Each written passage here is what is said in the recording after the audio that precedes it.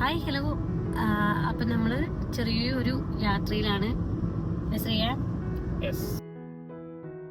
നമ്മൾ ഉച്ചയ്ക്ക് ഇറങ്ങണമെങ്കിൽ എത്തിയതായിരുന്നു കേട്ടോ. പക്ഷേ ശ്രീയേട്ടൻ്റെ വർക്കൊക്കെ കഴിഞ്ഞപ്പോഴേക്കും ലേറ്റായി. അപ്പം ഇത് ഏകദേശം ഇറങ്ങിയിട്ടേ ഉള്ളൂ, എവിടെ എത്താനായിട്ടില്ല അല്ലേ. അപ്പോൾ ഇന്നത്തേതൊരു യാത്രയുടെ വിശേഷങ്ങളായാലും ദൂരം ഇങ്ങോട്ടും അല്ല, കണ്ണൂരിലേക്കാണ് ഞങ്ങളുടെ യാത്ര. 2 അമ്പലങ്ങളിലൊന്ന് പോകണം. പറശ്ശിനിക്കടവ് മുത്തപ്പനെ ഒന്ന് കാണണം, അതേപോലെ തന്നെ തളിപ്പറമ്പുള്ള മഹാദേവ ക്ഷേത്രത്തിലൊന്ന്. അപ്പോൾ ശനിയാഴ്ച ഉച്ചയ്ക്ക് ശേഷമാണ് ഞങ്ങൾ വീട്ടിൽ നിന്ന് ഇറങ്ങുന്നത്. പറശ്ശിനിക്കടവ് പോയി അവിടെ സ്റ്റേ ചെയ്തിട്ട് രാവിലെ എണീറ്റ് രാജരാജേശ്വര അമ്പലത്തിൽ പോകാന്നാണ് കരുതുന്നത്. പക്ഷേ റോഡിൽ ഒരു രക്ഷയില്ല, നല്ല ബ്ലോക്കാണ്. സാറ്റർഡേ കൂടെ ആണല്ലോ. അമ്പൂസ് ഉറങ്ങി ഗൈസ്. അവൻ അവിടെ നിന്ന് കയറി കുറച്ച് കഴിഞ്ഞപ്പോൾ നല്ല ഉറക്കമായി. ഇനി അവിടെ എത്തുന്നവരേ ഉറങ്ങും. ബ്ലോക്കൊക്കെ ഇല്ലാതെ പോവുകയാണെന്നുണ്ടെങ്കിൽ നമ്മളൊരു 3 മണിക്കൂർ എടുത്തുവോ? 3 മണിക്കൂർ വേണം. 3.5 മണിക്കൂർ കൊണ്ടെത്തും.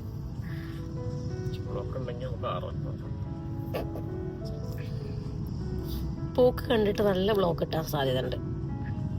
പിന്നെ സാറ്റർഡേ സൺഡേ ഒക്കെ അല്ലേ, അപ്പൊ എന്തായാലും നല്ല തിരക്കുണ്ടായിരിക്കും.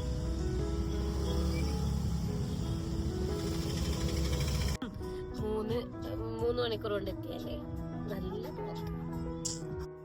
റോഡിലെ ബ്ലോക്ക് മാത്രമല്ല, പല സ്ഥലങ്ങളിലും ഹൈവേയുടെ പണി നടന്നുകൊണ്ടിരിക്കും. നേരെ ഹൈവേ പോവുകയാണെങ്കിൽ നല്ല സുഖമാണ്, പക്ഷെ പെട്ടെന്ന് നമ്മൾ സർവീസ് റോഡിലേക്ക് ഇറങ്ങണം.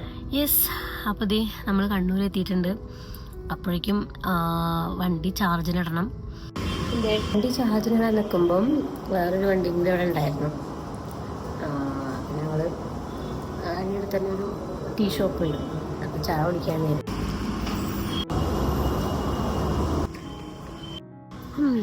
അങ്ങനെ കണ്ണൂർ എത്തിയപ്പോഴേക്കും ഒരു 40% ആയിട്ടുണ്ട് ചാർജ്.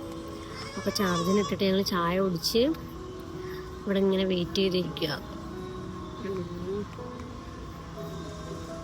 നമ്മൾ കണ്ണൂരിൽ തന്നെ ചാർജ് ഫുള്ളാക്കി പോകാൻ കാരണം പിന്നെ രാവിലെ നേരത്തെ എണീറ്റ് അമ്പലത്തിൽ പോകണല്ലോ, അപ്പം പിന്നെ അതിനൊന്നും സമയം. എന്നാലും അവിടെ ചെന്നപ്പോഴാണ് അറിയുന്നത് ഞങ്ങൾ റൂം എടുത്ത ഹോട്ടലിൽ ചാർജിങ് സൗകര്യം ഇതങ്ങനെ ഉറപ്പിക്കാൻ പറ്റാത്തത് കൊണ്ട് നമ്മൾ ചാർജ് ഫുള്ളാക്കിയിട്ടാണ് അത് ഫില്ലായാൽ നമുക്ക് പോകാം. അല്ല ശ്രീയ? ഓ പോവാട്ടാ. ഞങ്ങൾ റൂം ബുക്ക് ചെയ്യൊന്നും ചെയ്തിരുന്നില്ല, അതുകൊണ്ട് തന്നെ റൂം കിട്ടാൻ കുറച്ച് റിസ്ക് ആയിരുന്നു. പിന്നെ ഹോളിഡേ ആയതുകൊണ്ടായിരിക്കും നല്ല തിരക്കുണ്ടായിരുന്നു. പിന്നെ ഞങ്ങൾ റൂം കിട്ടിയിട്ട് ഫ്രഷ് ആവാനുള്ള ടൈമൊന്നും ഉണ്ടായില്ല. ഈ സമയം 8:30 കഴിഞ്ഞിട്ടുണ്ടായിരുന്നു. ഇത്രയും ലേറ്റ് ആയതുകൊണ്ട് ഞാൻ ഉറപ്പിച്ചതായിരുന്നു ഇന്ന് കാണാൻ പറ്റുന്നുണ്ടാവില്ല. എന്നാൽ ഹോട്ടലിന്റെ ഓണറിനോട് നമ്മൾ ചോദിച്ചപ്പോൾ അവർ പറഞ്ഞു 8:45 ആകുമ്പോഴേക്കും വേഗം ചെന്നാൽ കാണാൻ പറ്റും. അപ്പോഴേക്കും അവരൊരു ഓട്ടോ റെഡിയാക്കി. അങ്ങനെ ഞങ്ങൾ വേഗം ഓട്ടോയിൽ കയറിയിട്ട് അവിടെ എത്തി. ഓട്ടോന്ന് ഞങ്ങൾ വേഗം ഇറങ്ങി ഓടി അവിടെ എത്തിയപ്പോൾ എൻ്റെ ആഗ്രഹം പോലെ തന്നെ അവിടുത്തെ കൊട്ട് കഴിഞ്ഞിട്ടുണ്ടായിരുന്നില്ല കേട്ടോ. ഭാഗ്യത്തിന് മുത്തപ്പനെ കാണാൻ പറ്റി. കഴിഞ്ഞ കൊല്ലം ഞങ്ങൾ ഇതേപോലെ പോയപ്പോൾ മുത്തപ്പനെ കാണാൻ പറ്റിയിട്ടുണ്ടായിരുന്നില്ല. അപ്പം ഞങ്ങൾ തൊഴുതു ഒരു ബോട്ട് യാത്ര ഒക്കെ കഴിഞ്ഞിട്ടാണ് തിരിച്ചു പോകുന്നത്. തൊഴാൻ വേണ്ടിയിട്ട് ഉള്ളിൽ കയറിയപ്പോൾ അത്യാവശ്യം നല്ല തിരക്കുണ്ടായിരുന്നു. അമ്പു ആദ്യമായിട്ടാണ് മുത്തപ്പനെ കാണുന്നത്. ക്ഷേത്രത്തിന്റെ ഉള്ളിൽ അത്രയും കൊട്ടും വിളിയൊക്കെ കേട്ടപ്പോൾ കുറെ നേരം അതിൻ്റെ ഉള്ളിൽ നിൽക്കാൻ സമ്മതിച്ചില്ല. അപ്പൊ പുറത്തിറങ്ങിയപ്പോൾ ചെറിയൊരു പട്ടിക്കുട്ടീനെ കണ്ടിട്ട് അവൻ കളിപ്പിച്ചുകൊണ്ടിരിക്കുകയാണ്. പിന്നെ അമ്പലത്തിന്റെ പടിക്കുന്ന അങ്ങ് തുടങ്ങല്ലേ കടകളുടെ തിരക്ക്. കമ്മലൊക്കെ കാണുമ്പോൾ നമുക്ക് ഏതൊക്കെ എടുക്കണം എന്നുള്ള കൺഫ്യൂഷൻ ആയി പോവും. പക്ഷെ എന്നേക്കാൾ കൂടുതൽ കണ്ണ് മഞ്ഞളിച്ചത് അമ്പൂനാണ്. അവന് ഏതേത് ടോയ്സ് എടുക്കണം എന്നുള്ള കൺഫ്യൂഷനായി. ഞാൻ എന്റെ പ്രയോറിറ്റിക്ക് മാറ്റി വെച്ച് അമ്പൂന് ടോയ്സ് തരാനുള്ള തിരക്കിലായി. അവസാനം ആള് ഒന്നിൽ ഉറച്ചു. അപ്പൊ പിന്നെ കൂടുതൽ നേരം അവിടെ നിന്നില്ല. ഇനി നിന്ന് കഴിഞ്ഞാൽ അവന്റെ മനസ്സ് മാറും. അപ്പൊ അവിടുന്ന് വേഗം ഒരു ഓട്ടോ വിളിച്ചിട്ട് ഞങ്ങൾ റൂമിലെത്തി. അപ്പോഴേക്കും നല്ല വിശന്നിട്ടുണ്ടായിരുന്നു കേട്ടോ. ഹോട്ടലിൽ എത്തിയിട്ട് പിന്നെ ഞങ്ങൾ കാർ എടുത്തിട്ട് പുറത്തേക്ക് ഇറങ്ങി.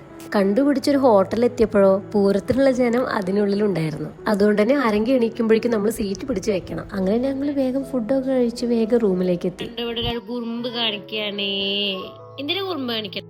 ഹോട്ടലിൽ നിന്ന് ഫുഡ് കഴിക്കലോ കഴിഞ്ഞപ്പോൾ ഞാനും ഒരു പാഴ്സലും കൂടെ പറഞ്ഞായിരുന്നു. വേറൊന്നുമല്ല, അമ്പൊന്ന് പകൽ സമയം കുറേ നേരം ഉറങ്ങിയിട്ടുണ്ട്. അപ്പൊ അവൻ രാത്രി ഉറങ്ങണമെന്നുണ്ടെങ്കിൽ കുറച്ചൊന്ന് ലേറ്റ് ആവും. ഞാൻ സാരി ഉടുക്കാൻ എപ്പോൾ പ്ലാൻ ചെയ്യുമ്പോഴും തലേ ദിവസം പ്ലീറ്റ് എടുത്ത് വെച്ചിട്ടാണ് കിടന്നുറങ്ങുന്നത്. ഞാൻ പ്രാവശ്യം ആ കാര്യം മറന്നു. അതുകൊണ്ട് തന്നെ കുറച്ച് ടൈം ഇവിടെ തന്നെ ലേറ്റ് ആയി. അതുമാത്രല്ല അമ്പു എണീറ്റപ്പോഴും നേരം വഴുകി. പിന്നെ അവൻ കുളിക്കാനൊന്നും കൂട്ടാക്കുന്നേ ഉണ്ടായിരുന്നു. അങ്ങനെ ഒരുവിധം ഒരുങ്ങി പുറപ്പെട്ട് ഞങ്ങൾ വേഗം റൂം വെക്കേറ്റ് ചെയ്തു.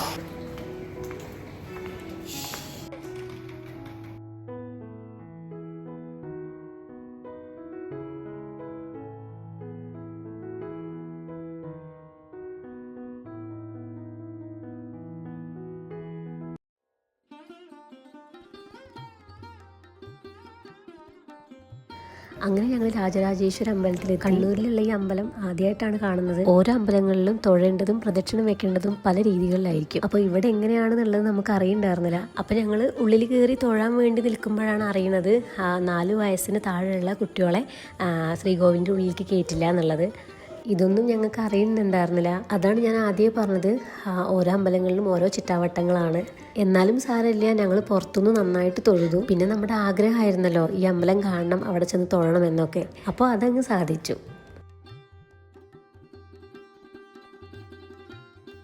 ഈ വിഷ്വൽസ് കാണുമ്പോൾ തന്നെ നിങ്ങൾക്ക് അറിയാം പുരാതന ക്ഷേത്രമാണെന്നും കുറേ ഐതിഹ്യങ്ങൾ ഇതിന് പിന്നിലുണ്ട് എന്നുള്ളതും. പിന്നെ രാജരാജേശ്വര അമ്പലം എന്ന് പറയുന്നത് നമ്മളെ കേരളത്തിലെ 108 ശിവക്ഷേത്രങ്ങളിൽ ഒന്നാണ് കേട്ടോ. അമ്പലത്തിന് ചുറ്റുമുള്ള ഭാഗങ്ങൾ, അതായത് അവിടെയുള്ള കുളം ആയിക്കോട്ടെ, അതുപോലെ ആൽമരങ്ങളും എല്ലാം നല്ല ഭംഗിയാട്ടോ കാണാൻ.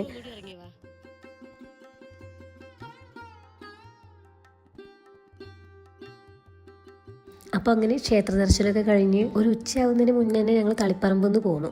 പിന്നെ ഫുഡൊക്കെ കഴിച്ച് ഞങ്ങൾ നേരെ വീട്ടിലോട്ട്. അപ്പം ഞങ്ങളുടെ കഴിഞ്ഞ സാറ്റർഡേ സൺഡേ എങ്ങനെ ആയിരുന്നു, ഞങ്ങൾ കഴിഞ്ഞ ആഴ്ച പോയതാണെങ്കിലും ഇപ്പോഴാണ് എഡിറ്റ് ചെയ്യാൻ സമയം കിട്ടിയത്. അപ്പോൾ എൻ്റെ വീഡിയോ ആദ്യമായിട്ട് കാണുന്ന എല്ലാവരും സപ്പോർട്ട് ചെയ്യുക. വീഡിയോ ആയിട്ട് വീണ്ടും വരാം.